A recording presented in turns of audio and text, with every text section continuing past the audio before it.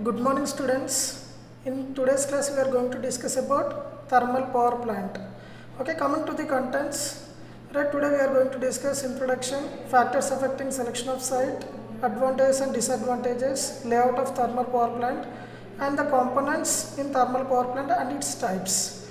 Okay, right, most of the electrical energy which is generated is from the thermal power station. About 60%, 60 to 70% of the electrical energy is mostly produced by using the thermal power station. Okay, in thermal power station it is a generating station in which thermal energy is converted into electrical energy. Okay, the steam power station is going to work on the principle of Rankine cycle. Okay, right, factors affecting the selection of site.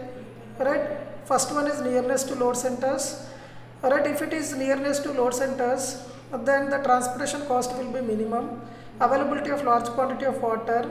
Why? Because in the water is converted to steam, so the large quantity of water is required in thermal power station to produce the electrical energy. Nearness to load coal mines. Right, thermal power station is located nearness to the coal mines to reduce the transportation cost and the cost and type of land. The land should be marshy and the land cost should be very cheap and it should be easily available and it should be located away from the populated area, because by combustion of coal large amount of smokes, fumes and gases are going to be produced. Okay, so that is the reason it is to be located far away from the populated area and it should be located away from the airports. Why? Because the chimney height should be of 150 meters, so it will affect the airports and the availability of labor should be more available and it should be cheap.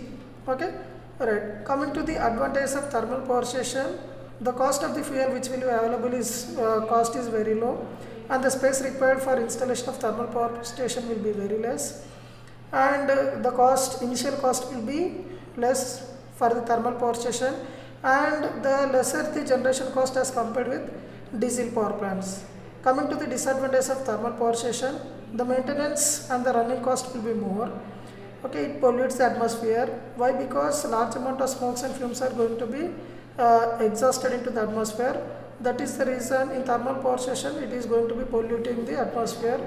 Next, the requirement of water in each quantity, because water is converted to steam, so availability of water should be more, so it should be located near to the river or canal. Handling of coal and ash. Okay, because in thermal power station we are going to use coal as the primary fuel. After combustion of coal the ash will be produced, proper disposal of ash should be done. Okay, and the running cost will be more. Okay, coming to the layout of thermal power station, this is the layout, how the thermal energy is converted to electrical energy. Okay, these are the components which we are going to use in thermal power station to produce the electrical energy. First is coal storage, next is coal handling plant. Right, we are getting the coal from the coal mine, that is to be stored in the bunkers. Right, there will be two types of coal storage, dead storage and live storage. Dead storage will be used for 30 to 40 days of coal production, whereas live storage will be used for only 1 or 2 days of coal production. Alright, after from the coal storage it should be transported to coal handling plant. In that coal handling plant the coal is going to be pulverized. Right, why? Because for faster combustion of the fuel. Right, whatever the pulverized coal, that should be transmitted to the boiler where the combustion is going to be, the coal combustion is going to be done. Okay, in the boiler the water will be there, the water is going to be converted to steam. Right, the high pressure and high temperature steam is passed through superheater.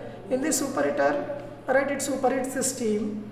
Okay, that superheated steam is going to be transmitted to the turbine blades. Right, high pressure and high temperature steam is going to be hit to the turbine starts rotating. Right, the turbine is converting the steam energy into mechanical energy, that is given as input to the alternator which is coupled on the same shaft. Right, alternator is going to be producing the electrical energy by converting the mechanical energy which is given as output from the turbine. Right, that electrical energy is going to be step up by using the power transformer and that should be transmitted through bus bars. This is how the electrical energy is going to be produced.